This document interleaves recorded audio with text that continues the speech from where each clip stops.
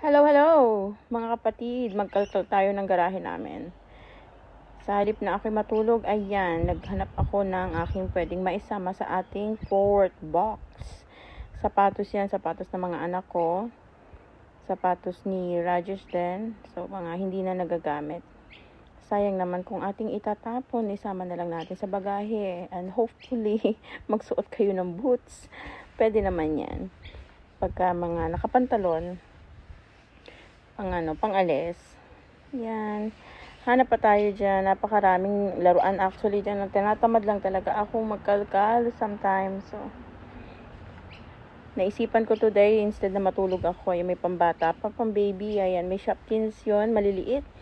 So, I'm titingnan ko rin kung mapapadala ko yun kasi ayoko sa baka may subo ng mga maliliit na bata. Anak ko, delikados.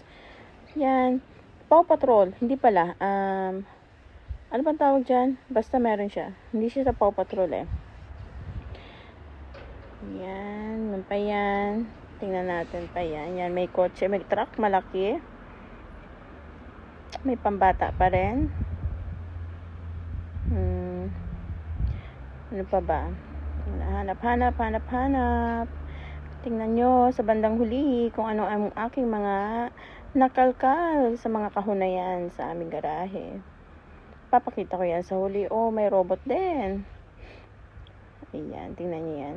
Actually, hindi ko mabuksan, pero ang daming laman sa loob. Siguro mga kotse. I wasn't so sure. Pero bubuksan ko yan soon.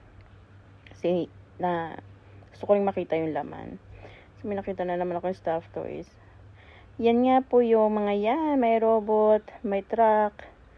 Yan. Nakalimutan ko yung tawag dyan sa tatlong ano na yan eh. PJ pajamas ata yan, something like that, mga superheroes dito sa Australia. So, ayan, mamaya huhugasan ko yan para malinis at safe sa mga bata. Yan, salamat!